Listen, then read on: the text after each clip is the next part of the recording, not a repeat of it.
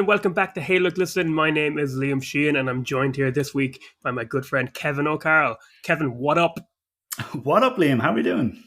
How am I doing? I'm excited to turn our back on the medium of video games to talk about, well, I guess we're video game adjacent, so it's not that dramatic, but we're going to talk about a TV show this week.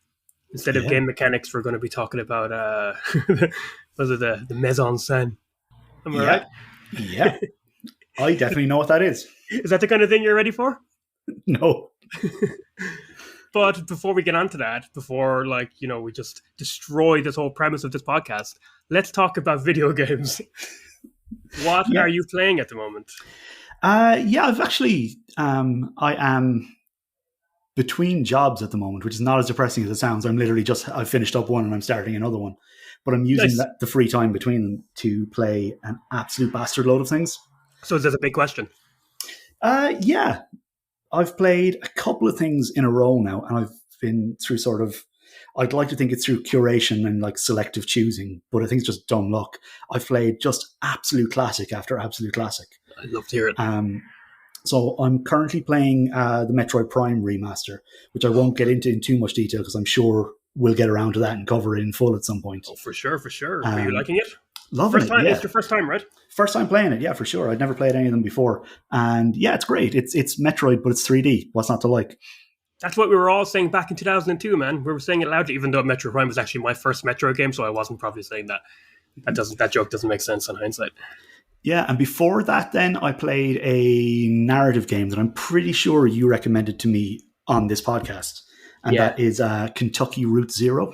I did. I recommended it to you in a very kind of mysterious way. I was like, it's one of my favorite narrative video games ever. I won't mention it on recording because I want to do an episode about it. But here we are like a year later and we still haven't done an episode on it. It slaps, man. It's an absolute masterpiece. Yeah, it's truly incredible. Like really, really blew me away. But again, let's hang on to that one and talk about it in full. My third game that I've played recently, and it might be the one I'm most excited about out of all of them. Mm-hmm. And I don't think I've spoken to you about this in real life yet. Is Hi-Fi Rush, the rhythm action game from Tango Gameworks. It might be the first game that was like, because it was shadow dropped, right? Mm-hmm. It was released the day it was revealed, and it might have been the first time I felt a twinge of, damn, I don't have an Xbox, I can't play a game. Yeah, it is incredibly good. Yeah. It's really, really tight. It's kind of, for those who don't know, the idea of it is it's basically rhythm may cry. It's that sort of spectacle character action fighter game, but synced up to the beat as if it was a rhythm game. And I am terrible at rhythm games and terrible at like Devil May Cry, but somehow managed to just muddle through it anyway. And it is excellent. It's like the art style is impeccable. The voice acting is great. The two main characters are voiced by Robbie Daymond, who was like Akechi in Persona 5.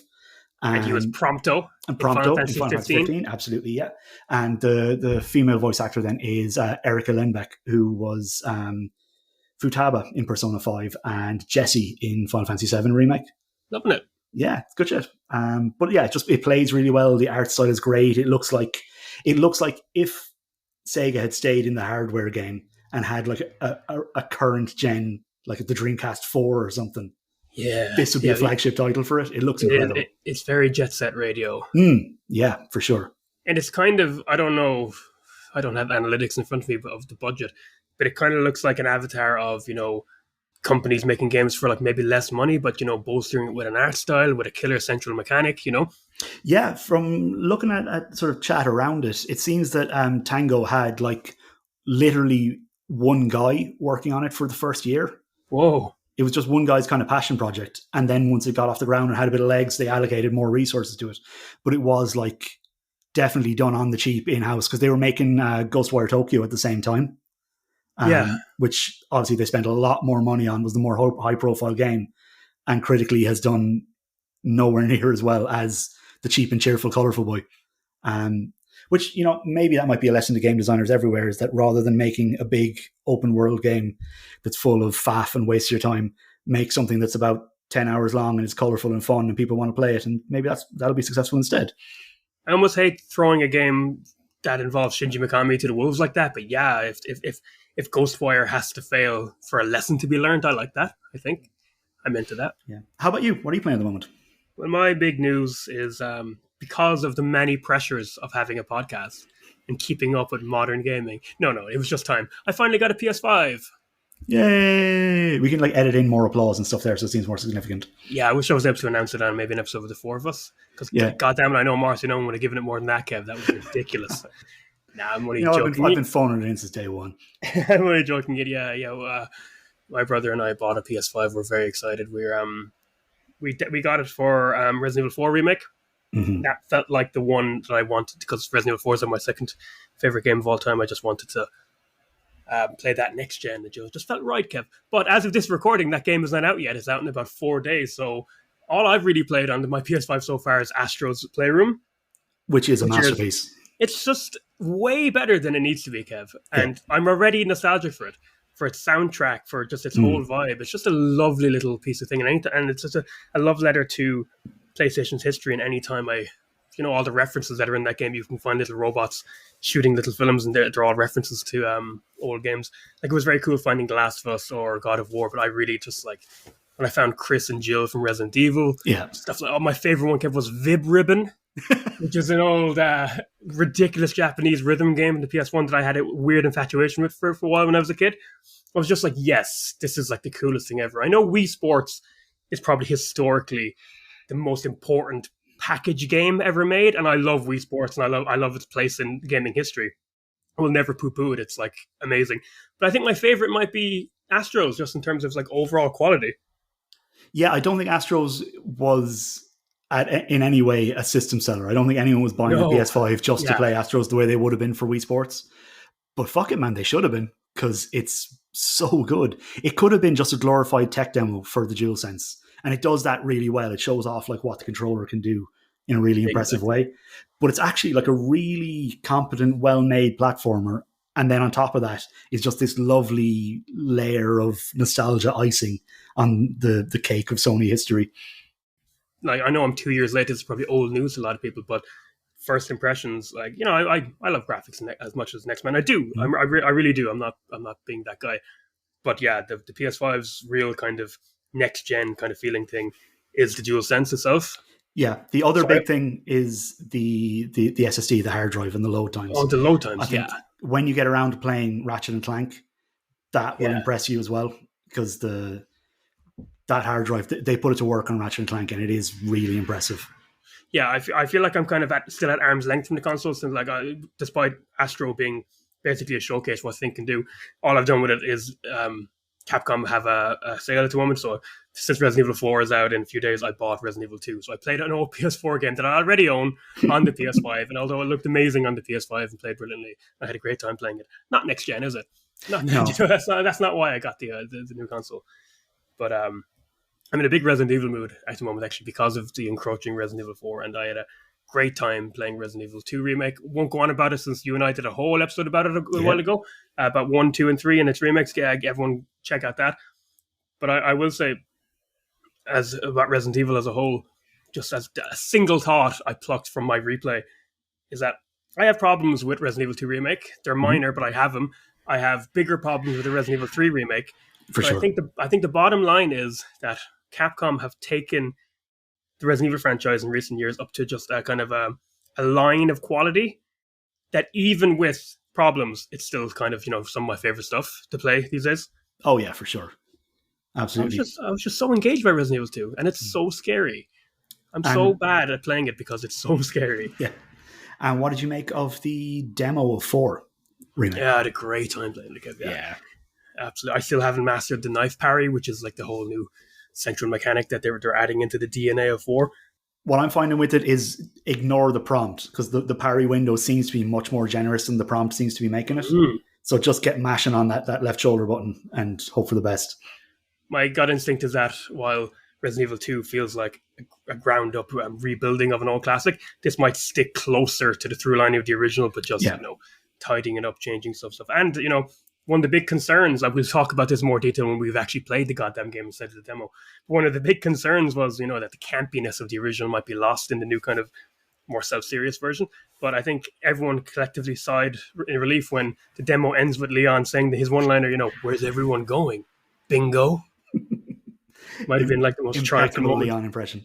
Thank you. I would be shocked if my personal favorite Leon line from the original would be in Tokev, which might be a mistranslation. It's when Leon's buddy Mike, who's up in a helicopter, gets shot down by a rocket launcher and dies. And he goes, "Mike!" And then the main villain calls him up and is just like, "Ooh, we just swat down a bothersome fly." And then Leon goes, "What did you say? Insect life can't compare to human lives." So if that makes it in, I'd be delighted, but I don't think it will. Yeah, I'd be okay with them smoothing off that rough edge, all right. I wouldn't be okay with it, but I'd understand it, if that makes sense. Yeah. Now, from Resident Evil to HBO's The Last of Us, I guess. Smooth segue. That was good, wasn't it? It wasn't half bad. I could have gone with the zombie route and just said, like, from one zombie thing from zombies to mushroom zombies would have been better. Actually, the creatures in Resident Evil 4 aren't zombies. They're Las Plagas. They have a parasite. So, if anything, it's actually a closer analog to the Cordyceps. Yep. Is this going to be your energy for the rest of this episode? No, I'd actually really appreciate it if you cut that out. I hated every second of it. Is it because we're talking about HBO? You like this now? Yeah. Is this what it's like? Yeah. Okay, we're going to talk about the Last of Us TV show, just in time for it to be out of the cultural zeitgeist. Mm-hmm. Yeah. I don't know why we can come on here and talk about 30-year-old games, and I'm like, yes, fine. But like a show that's over 2 weeks at time of recording, I'm like, oh god, we're missing our window to talk about this. Yeah, we're no longer relevant. But we're going to talk about it because you and I are both massive Last of Us fans. So I'll preface this by saying spoilers, because we're going to talk about it. We're going to talk about the whole show, but we're also going to talk about it from the angle of fans of Last of Us 2 as well, and so where the story might be going. So we're spoiling the whole goddamn thing. But I'll just begin this by saying, episode 1 began. It's in the 60s. Big Head from Silicon Valley was there, and the incomparable John Hannah. Oh, yeah. Who some people might be like, oh, the Mummy 2. But I'm like, touch of cloth. Touch of cloth every day. I'm there. Come again. I came as soon as I heard. We should just quote touch of cloth for the rest of this. Yeah, I think we get about 45 minutes out of that. But I was immediately, out of my element. I was like, oh my god, like The Last of Us is such an insular story, and immediately the kind of scope of the world has broadened to, give us a bit of backstory on the central premise, the central virus, what it's going to be. And I thought it was a perfect kind of prologue to teach new viewers of what the whole vibe is going to be. But then that spills into the flash forward to modern times as well, which is the original Last of Us was set in 2013. This one's set in 2003, but modern times for argument's sake. And we immediately just get more. Do you know what I mean? We're with Sarah, the character, Joe's daughter, for 10 minutes in the game, and we stick around with her for a good chunk of this episode, the first episode. Yeah. And I thought that was an immediate. I immediately felt like we were in good hands for some reason. I immediately felt like we were getting like a better version of this character. Yeah, for sure. It's definitely more fleshed out, and it was a great performance for the role of Sarah as well. It was because I think we've spoken about the intro of the game previously, or our compatriot Owen has as one of his favorite sort of video game openings of all time, and one of his favorite gaming moments. And it's incredibly strong, and it sets the tone nicely. It sets up Joel's character nicely in a video game. But when you're looking at a TV show and you have a little bit more time to play around with, I think keeping the camera on Sarah is absolutely the right choice there, because it makes what then happens all the more poignant, And it was the first indication of what like my whole feeling on the show would be in a kind of microcosm, where it sticks exactly to the same road that the game takes. We hit the major beats. We spend more time with Sarah. We get scenes that aren't in the game, but it eventually leads like to the iconic scene of her death, pretty much untouched. And that would go on to be kind of like my favorite thing about the whole show, is that all the iconic moments are there. Like I said, the road is the same road. We're going the same direction. If it ever swerves off that road, it's only for a second to like show us something new, and it's back onto the main path. So I thought by episode 1's halfway point, I was like, okay, this is very much the world of The Last of Us that I know so well. I've replayed this game so many times over the last 10 years, but the dimensions of it are already larger. And like, I understand more about the world. And I also think there's some better shorthand to getting to know Joel's character in that first episode. I actually think it might be a better introduction to Joel and the world than the game was. I love him cradling his poor dead daughter in his arms and weeping. Smash cut to 20 years later. That's exactly the same as the game. But then we get this bit of business with a child who walks into the Boston QZ and is infected and is very dispassionately killed because the child is infected. And the next time we see Joel, he's essentially, dispassionately cradling a child again and dumping the corpse in a fire. What a perfect way to just show how a character has changed in 20 years in like a single visual moment. Yeah, it's just that straight visual cue to just be like, 20 years haven't been kind to him. It's not good, guys. And it's immediately clear. And we're talking about the opening of episode 1 here, but I don't intend to have us just go through each episode bit by bit. That's not what this episode is going to be. Yeah. I just wanted to kind of emphasize that. But I think that's a good way to kind of roll into how do you feel about Pedro Pascal's Joel overall? Like, we were all delighted. I don't know, here in this podcast anyway, we were all delighted. We was casting me, Marcy, ages ago. I can remember, I've recorded this podcast like 5 different houses over the 2 years, and I was doing it. I can remember the exact house I was in when we were talking about Pedro Pascal's casting, and we were always very delighted with it. But I think he turned out to be different from the game. Yeah, game Joel a little bit. How did you find his performance overall? I should say, how did you find how they portrayed him? Yeah, I loved it. I absolutely loved it, to be honest. I think they maybe it's just because I haven't played the game in a while, and maybe there was cues or things that I was missing out on. But they've really made the point that Joel has, in those 20 years, seen and done some shit, and is, not a good guy. That I know it's definitely implied in the game as well that he's had to do a lot to get through it. But they've really stressed that Joel is not happy with who he is. He's just sort of existing, and like Pedro Pascal carries that really, really well. And then to see his growth as it progresses it's really impressive. Because the thing about Pedro Pascal is that, great dramatic actor, great for action, but he's really funny as well. And he brings a sort of a humor to the performance that I really enjoyed. I think that's a good point you made. I think Joel in the game is almost layers underneath denial about who he used to be. He's so far become this person he needs to be to survive in this world that he doesn't even think he should be anyone else. You get the impression with the show Joel that he's exhausted by it at this point. Yeah. He puts up a front and he is capable of insane violence to survive. And he's still a powerhouse in his own way, but he's portrayed as much more damaged and tired.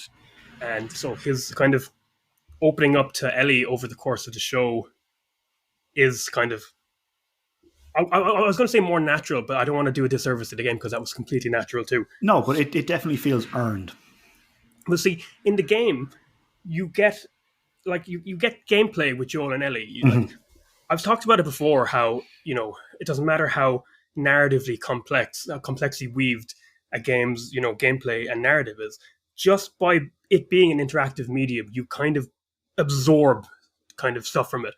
Just by being Joel and being with Ellie through gameplay, you make that bond between them even stronger than what they do in the cutscenes, and it all kind of clicks together like a jigsaw.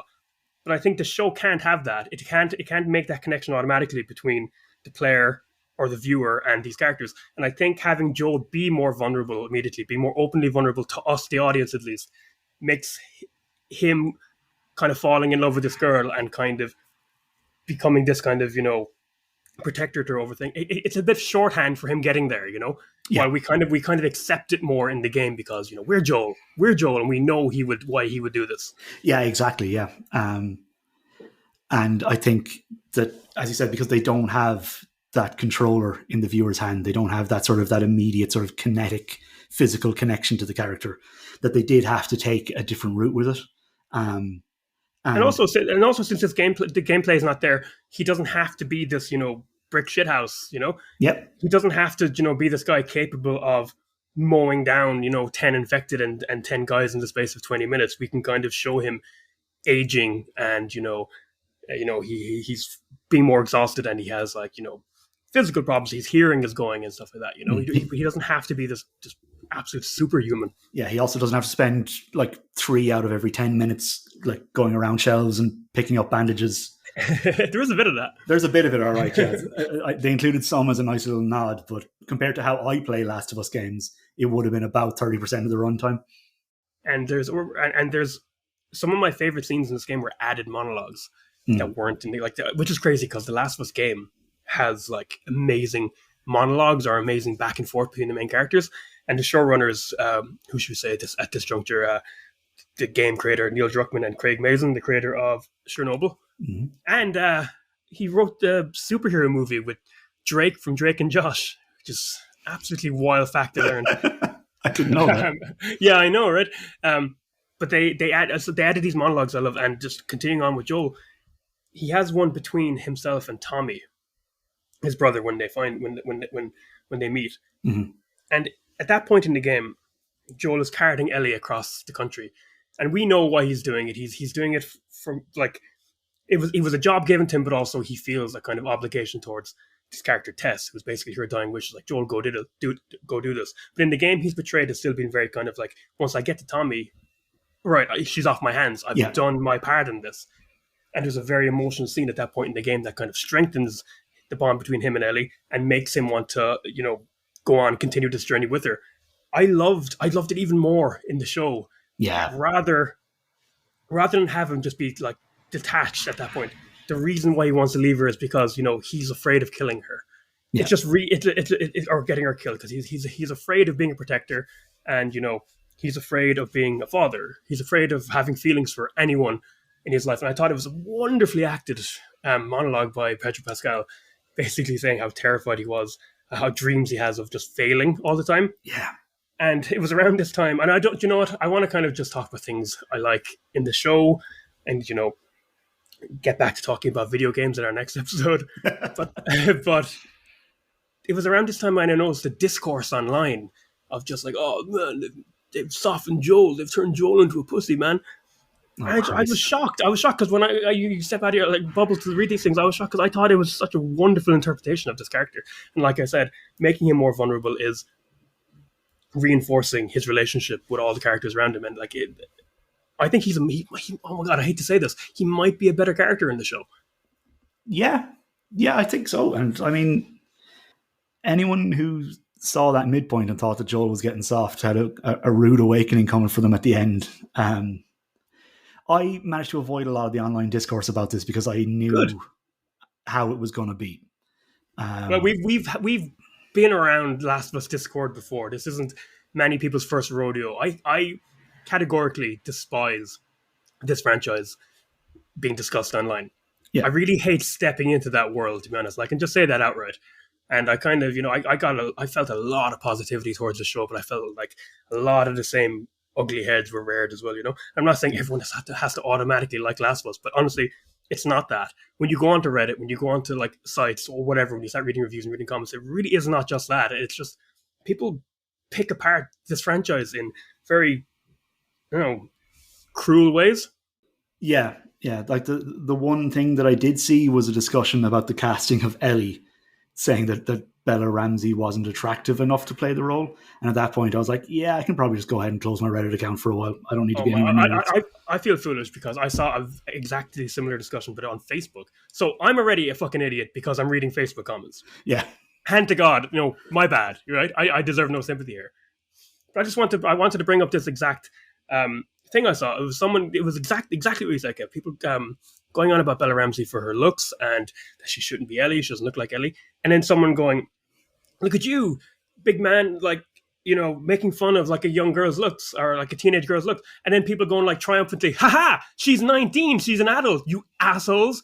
We can do it all, and as if that was okay. Do you know what I mean? As if that they won that way. Yeah. But we talked about Joel, and that is a perfect segue, Kev, to talk about the other protagonist, Ellie. And I'm not going to add fuel to that fire by saying that I had misgivings about her casting, but I will say I was a little kind of I know her from Game of Thrones. Mm-hmm. I was unsure, and by episode 1, her first line, she was Ellie. Yeah. Oh, absolutely. Yeah. At least in a distant way. But as the episodes rolled on, my God, what a performance! What a find! What a promising young actor! Yeah. Really, really incredible. And like yourself, I had only seen her in Game of Thrones, and she has sort of a small role in that, but she nails it. But it could very easily have been sort of a one-trick pony or a one-off, or she could just do that character. It didn't instill confidence in me that she had, range. But like yourself, by the end of the first episode, I was fully on board, and by the end of the series, there's absolutely no doubt in my mind that she'll be able to carry the franchise through, the very difficult material that's coming up in the second season and onwards. Well, that's exactly it. The Last of Us One, we play as Joel, but Ellie is the main character of this franchise. Ellie is the lead character of the Last of Us franchise, and yeah, you are kind of watching her, aren't you? Going, cool. She's got the sass down. Mm-hmm. She's got the biting humor. She's giving people shit. She's got all that. She's a little asshole, as Ellie should be. But you're watching out for that darkness, yeah. Because Ellie eventually becomes a deeply troubled, very dark character, very violent person. And I think the Bella Ramsey's performance is a perfect adaptation of the source material of Last of Us 1, but also just flashes of the woman that Ellie's going to become. And I can just see, that role is in such good hands. I just know it already. Yeah. I can't wait to see her in The Last of Us Part 2, dealing with all that material. Yeah, absolutely. I thought the scene in, was it episode 8 when she's with David and the cannibals, and she's locked in the cage, and basically David in character is describing her the way that we just have there, talking about sort of the darkness and the violence within her. And then she repays it by breaking his finger. Just perfect. Bella Ramsey's really good. This might be a minor comment. She's I'm not comparing her to Ashley Johnson's performance in the games. Ashley Johnson's performance in The Last of Us games is amazing. Yeah. Maybe my favorite performance ever put to a video game, if I'm being honest, from a single actor. Yeah. But I don't know. Do you know where I think Bella Ramsey has her beat? And this could be because Bella Ramsey had the benefit of tactile, real world sets. Yeah. Just guttural screams of anguish and pain. Anytime Ellie was in real danger in Last of Us, when Sam turns and it jumps on her, and stuff like that, or when you said that horrible scene with David, oh my God, Bella Ramsey just gives it welly. Yeah. It's harrowing, and there's an amazing one moment of acting, just a flash that I was bowled over by. It's a scene where Henry kills himself, and it's done differently than it was in the game. In the game, he shoots himself. We hold on Joel for a fraction of a second, and then it cuts to black. Yeah. In the show, actually decided to show us Ellie's face in the moment it happens. We hear the gunshot, and it's just a close up of her face. And I don't know, man. I don't know what actual I've lived a pleasant life. I don't know, thank God, what someone would look like seeing that. Just the flash of one moment, her face just contorts in anguish as he shoots himself, and I was like, my God, this actor, amazing. Unless they actually got someone on the crew and shot them to pull that performance out of her. Yeah, they're fully method on that. They've actually created a killer fungus just to really sell the reactions. Now, spoilers: Joel dies incredibly early in the second game. Mm-hmm. So Ellie goes on to be full-on main character. Well, she shares main character role in the second game with Abby. Whatever, I'm getting ahead of myself. What I'm trying to say is, I was watching this show knowing that Neil Druckmann and co, Chris Mazin and co, they know what story they're leading into now. Yeah. They know what they're going into Last of Us 2. So I think they did really interesting stuff. There's changes with Ellie's character that might be less subtle than what the game does. I actually think the show overall might be less subtle, if that makes sense. Any moment it has to outwardly reinforce something, it does it. Well, I think in the game you have to do a little bit more work yourself to kind of figure this out. I think, just to kind of backtrack for a little bit, there was a lot of kind of contention about Joel's death in the game, where why would Joel allow himself to be surrounded by people like that? He's a hardened, badass. But I think the idea is that he's had 5 years of easy living in that town. He's kind of reverted back into a regular man, the man he wants to be. And I think you can see that happening with Pedro Pascal's Joel more than with video game Joel. Yeah. Even though you could easily infer it by playing both games. But I think them reinforcing Ellie's kind of need for her in her immunity to have a purpose is done very well in the show. I like the change they make with Sam's death, where in the game, yes, yeah, when the game Sam keeps his infection from her and then turns night. In this, Sam tells her, and she, in her kind of naivete and desperation, she tries to like wipe her own blood on his wound, and that's just a perfect moment, like I said, to kind of reinforce that or that thing earlier on that Ellie so desperately wants, after all she's been through, after all she goes through, she wants her infection, or sorry, not her infection, her immunity to mean something. yeah. And I think if you're adding little scenes like that early on, in like, halfway through season 1 of Last of Us, it's going to make Last of Us 2 better. It's going to make that character arc better. Absolutely, yeah. I am very excited to see how they handle some of the difficult material in the second game, because it seems with what they've adapted from the first game, every time that they had to adapt a story or a character moment that was in any way dark or stressful or sad, they managed to find a way to make it darker and more stressful and more sad. Right, yeah. Like, Ellie being aware of Sam's infection and him still turning anyway, or like that incredible episode 3 with Bill and Frank. Yeah, we have to get to there. We have to. Yeah, we can probably do about 30 minutes on that alone. But if they can take the little moments from the first game and make them so impactful, I'm very curious to see what they do with some of the moments in the second game, particularly ones that are, even more impactful, particularly Joel's death. He had several impacts. He gets really into golf. Yeah, he tries to eat a club. But let's talk about Bill and Frank, since you brought it up so elegantly, give me such an elegant segue. It's the biggest departure that this show did. Yep. And I think I think fans of The Last of Us were given an incredibly loyal adaptation to the source material. Mm-hmm. In a lot of ways, in a myriad of ways, but this was the biggest departure. They kind of deleted the Bill chapter of the game. Yeah. And I don't know, outwardly said, replaced it with something better. Oh, much better. Much, much better. Yeah. You do lament a little bit. As a Last of Us fan, you do lament seeing the back and forth between, kind of Ellie and Bill giving each other shit, that whole chapter. But we have that in the game. It's all good, I don't think anything in the Bill chapter was as integral to keep in as Joel and Ellie's conversation in the bedroom about how, Ellie wants to stay with him, or how Sarah's death, or the final scene of the whole show slash game. I think the Bill chapter didn't have anything that integral. So kind of just scrapping the whole thing and replacing it with this, beautiful love story about surviving in a horrible world, that has to be said, goes on to reinforce everything that comes after it as well. The ending of season 1 is more impactful because of that episode. You almost feel like the themes of that episode are kind of what's driving Joel, like just, protect the ones you love, do it for, like, love is the most important thing. Yeah. And to see an episode that plays it so straight in terms of like, this is a post-apocalyptic show, but it's actually, I know it ends with like a double suicide. God, it's a happy one. It's a happy story. Yeah, you know what I mean? I was watching that double suicide, and what was going through my head at the moment, in between the blubbering and tears, was because of where we meet Bill in the game, in that Bill is sort of bitter and alone. I was terrified that his dose wasn't going to work. Okay, yeah, you're on, yeah, and that we were going to cut to current day and have Joel and Ellie arrive at Bill's house with Bill still alive and Frank having died, and we'd meet the bitter, sassy Bill from the game there.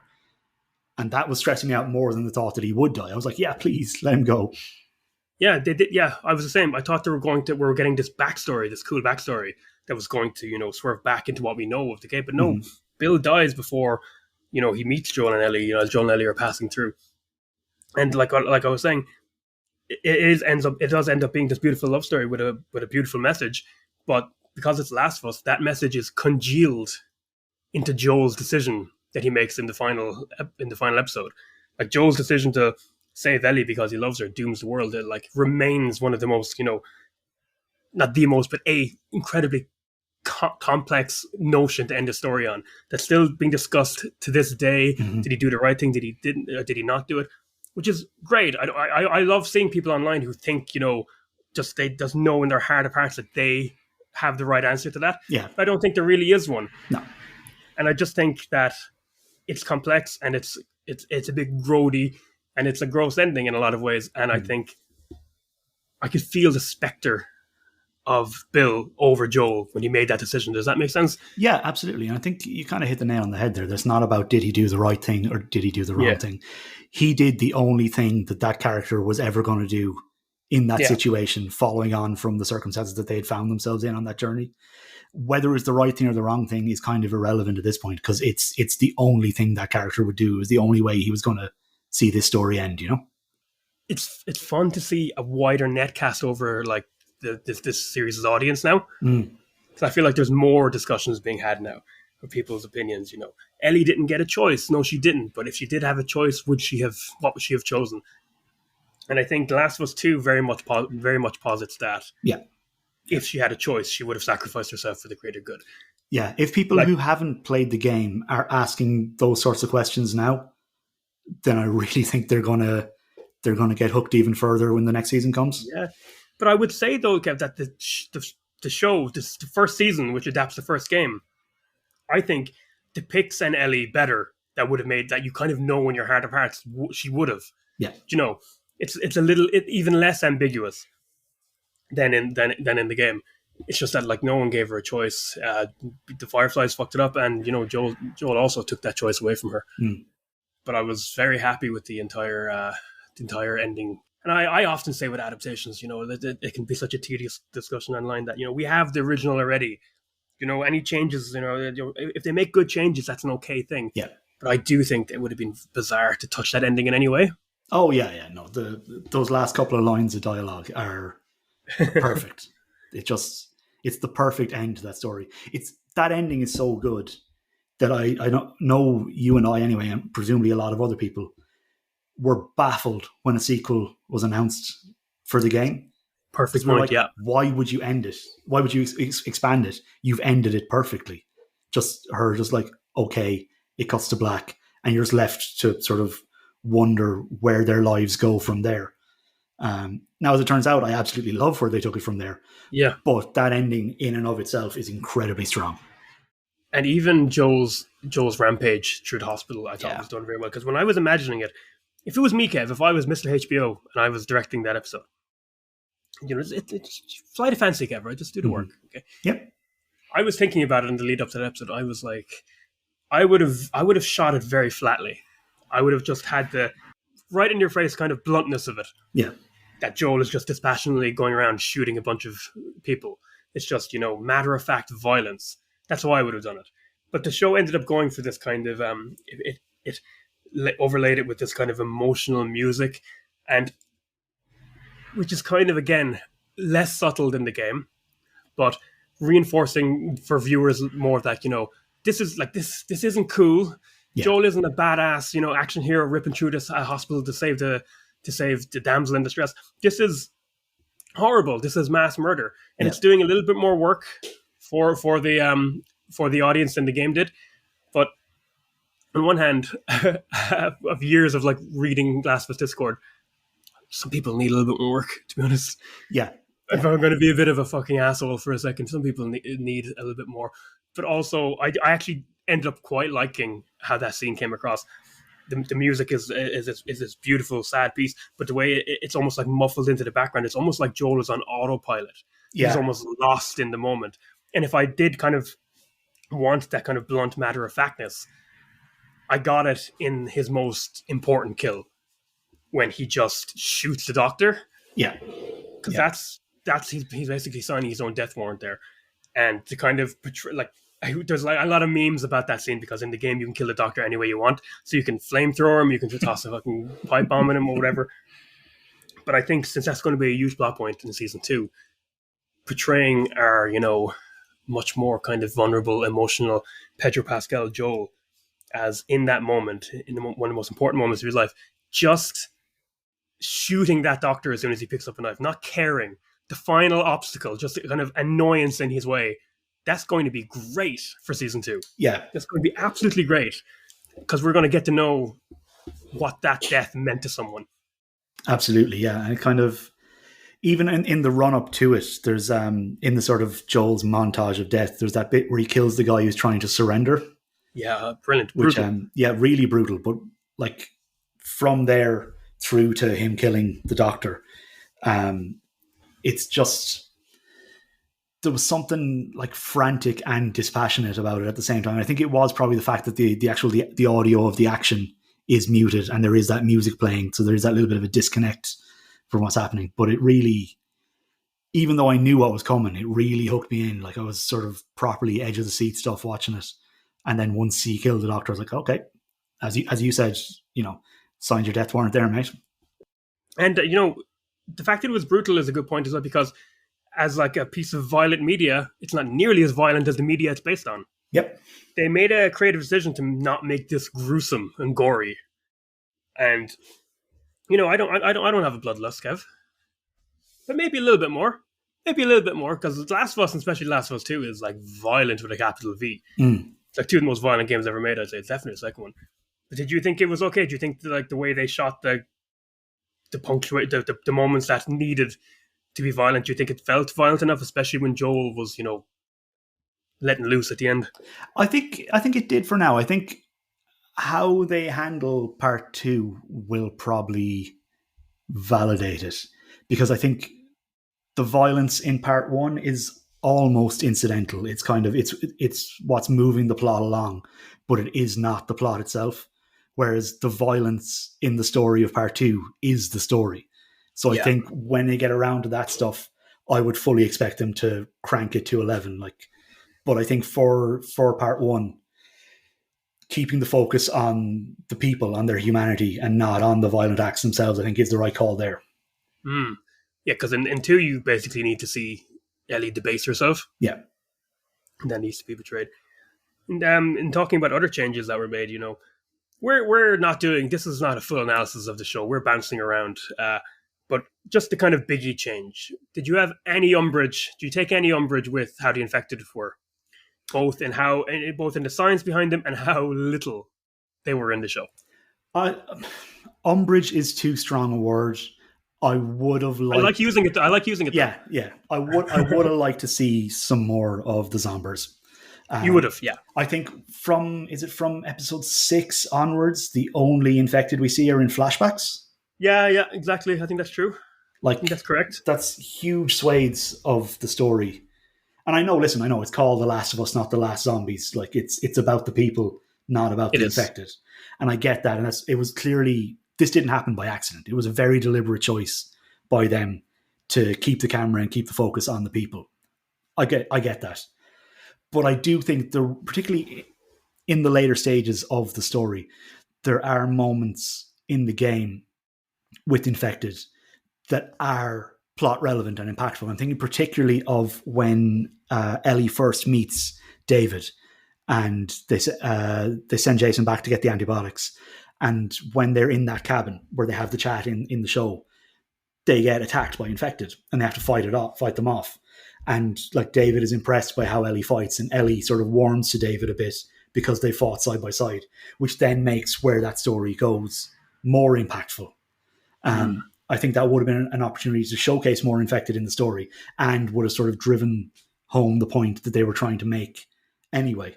Now, I get they obviously cut it for time because they wanted to tell other parts of the story. I get that.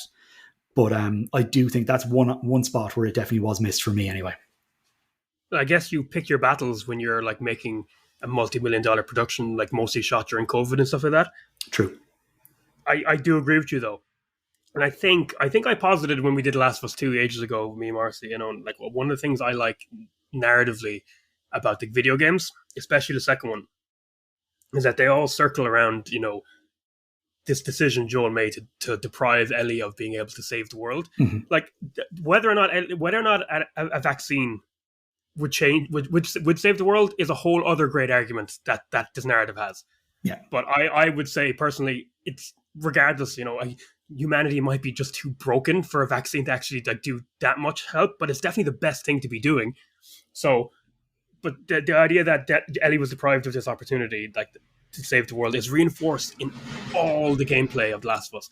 In every disgusting encounter you have with the infected, every note you pick up of some tragic backstory is depicting this world as awful and just kind of emphasizing, Ellie, this girl could stop all this, Yeah. And I do think, I agree with you, it's The Last of Us. It's about the people. I don't think it's a coincidence that both Last of Us 1 and 2, their grand finales don't have any infected in them in the games. They're based around people.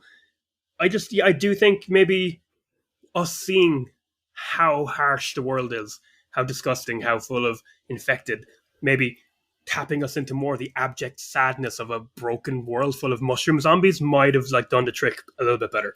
Yeah, plus on like just a visceral level, they did the mushroom zombies so well. Excellent. I would love to see more of them, particularly like the clickers in episode 2. Oh my god, ripped straight from the game. Yeah. I saw a video of the voice actors who apparently, which I'd never seen before. I'd never seen in the production of the games before. It's a man and a woman who do the voice actors for the clickers, and they got them back for this. Oh yeah, I was fascinated watching them perform. Absolutely, just making those horrifying noises. Just these regular ass people. Yeah, and that's one thing I'm hopeful for when they get to season 2 and onwards, because we know it will be at least 2 more seasons to cover them too. Realistically, probably more. Yeah. Is there's an increased variety in infected in the second game, and I hope they get a lot of screen time, because some of them are really fucking disturbing. Are you talking about the stalkers? The stalkers and the rat king. Yeah, well, the rat king has to be in there for sure. You know? One thing I felt as well is that on the whole, like I didn't mind. I'm not saying I liked or disliked. I just flatly didn't mind the changes they made to how the infected work. Yeah. I think, I've read this, but I don't think I've ever heard this confirmed, or it's just hearsay, or maybe it has been confirmed. Did they get rid of the spores because they didn't want their actors wearing masks? Was that like a part of it? That's what I've seen discussed online. I haven't seen that from any source associated with the production. I think it's speculation. It's speculation that makes sense. Like they're not Disney. They can't afford to pay Pedro Pascal and have him keep the helmet on, I did hear Neil Druckmann saying that Craig Mazin came up with the idea of it being a hive mind, an interconnected network of infected. And when he heard it, Neil Druckmann was like, oh God, that would have been so good in the games. Yeah, it absolutely would have. Yeah. It's, if anything, would work better as a gameplay mechanic than on screen. It's so gameplay mechanic-y, isn't it? Yeah. But I do have a kind of a criticism where I love all that. I think it's great. And it's used to great effect at the end of episode 2, where Tess dies, where they disturb a tendril. And it's already been explained by Tess to Ellie that, the tendrils go underground and they're like wires, they're connected to each other. Yeah. And it attracts like a horde of infected. And that's it. That idea that they're a hive mind is never brought up again in the whole show. You could argue that was the big infected set piece at the end of episode 5 when they emerge from the sinkhole. Yeah. Could have something to do with that hive mind, but it's not really overtly stated. And I think it's kind of like, I know within that episode, in episode 2, there was setup and payoff. Tess explains, there's wires on the ground, don't step on them, you could attract infected from everywhere. And then there's payoff at the end of the episode because it happens. But within the wider narrative of the show, it kind of feels like Chekhov's infected hive mind. Yeah. It was just never used again. And I thought that was a bit disappointing. Yeah. I thought episode 5 was an opportunity to use it again. Absolutely. Yeah. I thought episode 7, the Left Behind. Yeah. Like they explicitly make a point of cutting to that infected who wakes up because they're being too loud. Like they could very easily have had them, like while they're dancing, one of them accidentally steps on a tendril and doesn't notice. And that's what wakes up the infected. And bam, that's just paying off an idea that you planted 5 episodes earlier. That's great. If I was a betting man, I was guessing that they were going to set off, they were going to step on something and have an encounter with the infected just before the Fireflies picked them up in episode 9. And I thought that was going to be why Joel and Ellie were separated. It's actually very similar to what happens in the show. In the game. You fight a bunch of bloaters and infected, and then you get on a bus and she almost half drowns. But they didn't. And am I right in saying you haven't played Left Behind? No, I haven't. My partner Sarah has, and was very impressed with the episode, but I actually still haven't played it. But it's almost a one-for-one remake of it. Like they added some stuff into school beforehand. But one of the big changes, Kevin, like it completely just goes into what you said there, is that in the game there was a horde of infected in that shopping mall, not just one that comes after them. So it would have been a cool opportunity. I know, like you could, like I said, they didn't do this because they're not fans of the game. It feels almost weird complaining about it. It was all so clearly deliberate decisions. But I don't even think this one, like, I don't have as big a problem with it as some people do. But I feel, and I feel you feel too, that a little bit more infected You know, I don't want them everywhere. Just a little bit more infected would have done the trick. Yeah, because all of the human stories and all of the plot that they are trying to tell is all anchored in this world, and the main sort of driving force against survival in this world is the infected and the infection and that looming threat. And it's easier to have that threat looming if they show up once in a while. And it really felt, I really felt their absence for those last couple episodes. And don't get me wrong, I love those episodes. I think they nailed it. But particularly that episode 8, that the story with David during the winter chapter, I think there was a real missed opportunity there to throw some more infected on the screen. Especially since when like the showstopper scene in episode 5 with all the infected and the bloater and the child clicker, which we never saw again. Played by a contortionist, a young contortionist. Oh, really? Yeah. That was absolutely like just riveting. I thought that was the best thing ever, and like so there is a kind of like a grumpy side of me that just liked it so much that I would like to see more of it. You know? Yeah, absolutely. Kev, what do you think of cameos? Yeah. Yay, they all got in there. They all got in there. I liked them, yeah. I thought Troy Baker and Ashley Johnson both absolutely nailed it. Well, I thought Ashley Johnson got the best cameo. I thought she got the best role. I thought she got the most to do, and I thought she absolutely nailed it. I think she's such a compelling actress. I wonder like why is she not more like live action stuff? You know, I know she's huge in the voice acting ring and stuff like that. She was in Marvel's The Avengers, 2012. Yeah, she was a waitress. She's a waitress, but like I said earlier on, I think like it might be her Ellie might be my favorite performance in any video game ever. If you care about that sort of thing and not just about jumping mechanics. You know, there's a lot of things to talk about in video games, isn't there? But best video game performance is Ashley Johnson's Ellie for me, and I thought she was in the 3 minutes she had on screen. She was amazing. Yeah, it is weird that we don't see her in more live action stuff now. I know she was in Blind Spot for a year. I have a blind spot now. Yeah, I don't know what that is, man. I've never seen it. I don't know if it was any good, but it was a TV show that ran for a couple of years. All right, so I'm wrong. She is on live action stuff. She was on that for a while. My hope is that, like, I assume between the voice acting stuff and like the Critical Role stuff, I'm just hoping that she has enough work and is making money and doesn't need to be worried about the rest of the shit, because she is really good. Like, yeah, sure. If there was the chance to get her in more live action stuff, like, someone should do that.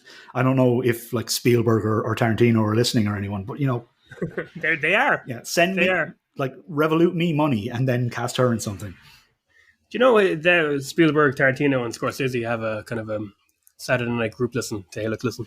Oh, okay. They only care about video games, though, so they won't listen to this one, unfortunately. I wonder, does Martin Scorsese know what a video game is? He hates them, I bet. He doesn't understand them. Yeah. But Troy Baker was really good as well. Yeah. He was playing a character from the game that I forgot existed. Yeah. He's in there. He's there. He dies the exact same way. Mm-hmm. Yeah, I had forgotten that he was a named character in the game. I thought he was just a guy who was there. Yeah. But yeah. He like you said, he doesn't have the same sort of role that Ashley Johnson gets. He doesn't have as much work to do. But he does have a couple of scenes between himself and the guy playing David, who I don't know. I haven't seen him in anything else before, but fuck, he was good too. Oh man, I think what's really good about that actor was that I think he convinced non-gamers that he was a good guy at first. Yeah, for sure. When he was actually the most horrible piece of shit. And then you had Jeffrey Pierce, who plays Tommy in the original game. He was an invented character called Perry. Yeah, which I don't want to talk about too much because that Kathleen character got a lot of negativity thrown at her. I thought, really, yeah, I really liked it. I really liked that as well. I really liked that little side chapter. They added kind of dimensions to the Raiders or whatever you want to call them in it's Kansas City in the game, or sorry, in the show. In the game, it's Pittsburgh. Yeah, because in the game they're just like a bunch of guys, running around growling at you, trying to kill you. But they gave a leadership. I thought as well, her kind of trying to get revenge for her dead brother against Henry, but being completely with lack of empathy for Henry protecting his younger brother, basically the two of them just being obsessed with the person they have to that in their lives who they love, again reinforces the major themes of Last of Us. It was just another microcosm that makes the ending of this season better, and again is going to make season 2 better. It's all good stuff. Yeah, I love Melanie Linsky as well. Yeah, I love her, and I'm watching Yellow Jackets at the moment. Do you ever watch that? I haven't. No, it's on my to-do list. It looks really good. Yeah, very good. Did you know she's a Kiwi? She's from New Zealand. I did know that. Yeah. Heavenly Creatures was her first movie, and she had a big old Kiwi accent in that, didn't she? Yeah, I'd only ever seen her in American stuff, and I saw her interviewed recently, and I was stunned. Were you shocked? Yeah. Were you? People can act accents, different accents from what they have. I can't. I couldn't do it. Some people can. Disappointed to hear that character or role got a bad reaction online. Not surprised, but disappointed. I thought she was great. I thought she. I'm not coming out the gate saying it was like the best change they ever made or anything like that, but I thought it all, like I said, it all just added to it. Yeah, it just kind of improved it. It was all in service of the overall story. Plus, there's that scene where she's finally facing off with Henry, and she's like, kids die all the time line. Yeah, well, that's good shit. Great. Yeah. What a good villain. And then having the contortionist child clicker tear her to bits at the end was a satisfying payoff there. Killed by a child. Oh, yeah, killed by a child. Yeah, good point. I never thought of that until you just said it. She was like, all children die, Henry, in a sassy way, and gets killed by a child clicker. I love that. Yeah, it's good shit. Love that for her. I thought on the whole, if I was just going to out and out say I like this part of the show better than its source, I just thought Henry and Sam might have just been overall better.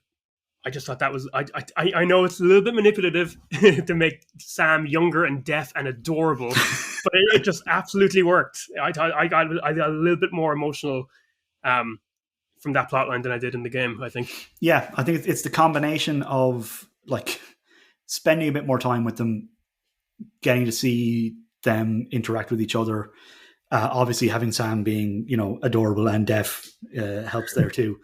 And then combine that with what we mentioned earlier with the change of Ellie kind of naively or desperately trying to cure him when that bell has already been rung. It made the whole thing way more effective. Well, we've been ping-ponging around there now. I could have made a list of things for us to talk about in order, but I think we ping-ponged around there and kind of painted a picture of how we feel about the show. But before we go, Kev, do you have any thoughts or predictions about season 2 and beyond? The adaptation of Last of Us Part 2. I'm talking structure, how they're going to do this, because I think more so than Last of Us 1 has, it's an amazing piece of interactive media. But I've always argued that if you watch it online on YouTube, all the cutscenes, you get a similar experience that a player gets. Mm-hmm. Sort of, right? Like in broad strokes, I think you do. I don't think the cutscenes and the gameplay are integrated or mingled like in the best way I've ever seen. I think a big part of Last of Us Part 2 is you playing the game, because it's a big narrative trick of jumping over to a character who you really don't want to, know is more poignant or more impressive when you're forced to be them as a player and you're forced to manipulate them. Sorry, I asked you a question and then I went on about something. Yeah, I don't know. I think I suppose we spoiled a lot, so we might as well keep going. But the the structure of the bulk of The Last of Us Part 2 is that it takes place over 3 days in Seattle. And it's Ellie going looking for revenge on the people who killed Joel. And it sort of, at the end of the 3 days, culminates with a big showdown. And then we basically cut and go back to day one and play those same 3 days as Abby, as the person who killed Joel. The antagonist becomes the protagonist. And it's this sort of super heavy-handed walk a mile in someone's shoes before you judge them type thing. But it's heavy-handed, but it's effective. Absolutely, yeah. It's incredibly effective. But how do you make that work as a TV show? That's a hell of a question. Do they do all of Ellie's story and then cut and go back and do Abby's? Do they do each episode scene for scene, just keep jumping between the two? I think. Yeah, do it concurrently. Because a lot of how Last of Us 2 is structured is keeping information from you, the player. Yeah. And I'm talking about information about character relationships. I thought finding out that Ellie already knew that Joel lied to her at the end of Last of Us 1 was a huge deal, and it kind of changes how you think about her revenge mission now. So are they going to do that? Are they going to stay at arm's length from the viewer and kind of, matter-of-factly depict the story of Ellie, Are we going to flash back and find out? Are we going to flash back and find out about her relationship in the interim years with Joel? Are we going to see that up front? I don't know. I don't know. I think I was thinking, could they have an Abby cameo in episode 9 of season 1? Because she is there at that hospital, right? And they did put in a Dina cameo. They did, yeah. I did the Leonardo DiCaprio meme. Yeah. You know what I mean? Yeah, for sure. I was thinking, will they put Abby in? But then after she wasn't in there, I was ruminating on it. And I was thinking, no, because when Joel is murdered, you can't know why it happened. Yeah. Yeah. You can't know that this is the daughter of the doctor, or this was someone who was at that hospital at the very least. You can't know that. It has to be sudden and cruel, and it has to make your blood boil as much as the character Ellie's blood boil, you know? Yeah, absolutely. I think it has to be a rug pull. It has to be as much of a surprise as something that was spoiled before the game even came out can be. But the surprise is part of it for sure. I say they're going to keep that aspect of it, but then I wonder, as soon as Seattle part of the plot begins, are we just going to cut between Ellie's story and Abby's story and have them kind of, cross, almost miss each other in more direct ways because we'll get scene by scene, between the two characters. I don't know. Yeah. I don't know. Is alternating episodes maybe the play? Do we see it from Ellie's point of view and then see the same day from Abby's? For the last 2 years, I've had a rant that I probably did on this podcast about one of the armchair game designs I've seen thrown against Last of Us Part 2, where Last of Us 2 is sort of badly paced, at least cumbersomely paced. Yep. And I've seen many, many times that people think that it would be a better game if you went one day Ellie, one day Abby, one day, second day Ellie, second day Abby, so forth, Absolutely not. And I think that does the work for you. It does the work for you more. You're getting to know Ellie. Wait, I've combined their names. You're getting to know Abby as Ellie's revenge mission is happening. No, you have to do the brutal revenge mission and then be suddenly thrown into the shoes of Abby and be forced to try to empathize with her. And whether you do or whether you don't by the end of the game, not what I'm discussing. But that structure is the best way to tell that story. That's why they make the big bucks there at Naughty Dog, and they crunch. Sorry. And I just don't know if alternating would have that impact. Yeah, no, I fully agree that within the context of the game, it definitely makes more sense. You have to do the full story as Ellie before you're pulled back to the very start, and you have to live through the chaos that you've just wrought. Because you're playing the game, it's tactile, you're hands-on, you're in there. I think abstracting the sort of the play out of it and looking at it as just a narrative, I think there is scope to do it differently. I just have no idea what the correct way to do it is. It's exciting to find out though, isn't it? For sure. You know what else is exciting? Seeing what actress is brave enough to take on the role of Abby and the ensuing toxic sludge of the internet. Shitstorm. They'll have to cast someone who isn't on Twitter, presumably. Yeah, I'm not looking forward to that. They're going to crawl out of the woodwork again. You know what I'm talking about. Yeah. The smooth brains. Yeah, and listen, absolutely not making the point that everyone who dislikes The Last of Us Part 2 is a transphobe or a homophobe or a bigot or alt-right or an incel. But you're amongst their company. Yeah, I'm absolutely not saying that. I'm thinking it, but I'm not saying it. No, jokes aside, no, it's definitely not like that at all. I thought the discourse for Last of Us Part 2 when it came out in 2020 was awful, and then it got more interesting. Does that make sense? Yeah, I think as soon as the people the initial discussion. There are things to criticize the game for. It's not a perfect game. It's a great game and I love it, but there are things to criticize it for. Just maybe saying that it's unrealistic that a woman could have big shoulders and therefore the game is shit is not the nuanced take you might think it is.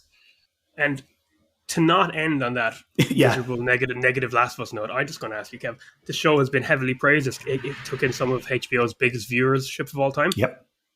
Best HBO show ever. Can it go up against The Wire, The Sopranos? How are you feeling about that?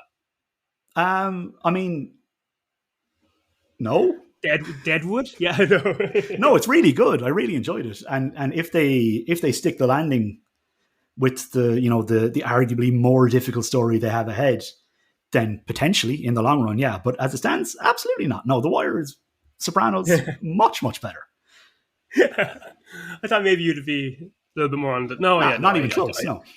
It is really good, though. But no, not close. What an amazing first season of television. But has anyone ever seen the first season of The Wire? Do you know what I mean? First season of The Wire is really strong. Untouchable. Yeah. So I guess I did end on a negative note in terms of, directing it towards the HBO's Last of Us. Look, The Last of Us. Why bother? Why bother? The Wire. Watch that instead. Yeah. R.I.P. Lance Reddick. Yes, that one stung. Yeah, it sucks. And you've doubled down on the miserable note to end this podcast episode on. As is your way. Also, I'm leaving.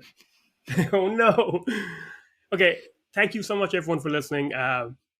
I've actually done episodes with the lads before about movie adaptations, so it's not outside the realm of possibility, but our wheelhouse is discussing games, not movies. So we'd be going back to that for whatever our next episode is going to be about. But I hope people are still tuned in to hear us talk about TV, I hope we don't feel like we betrayed ourselves. Do you feel like we betrayed ourselves, Kev? No, not at all. I think it's still close enough to a video game that we can get away with it. Plus, That's true. We're not particularly qualified to speak about video games anyway, so we might as well talk about other things too.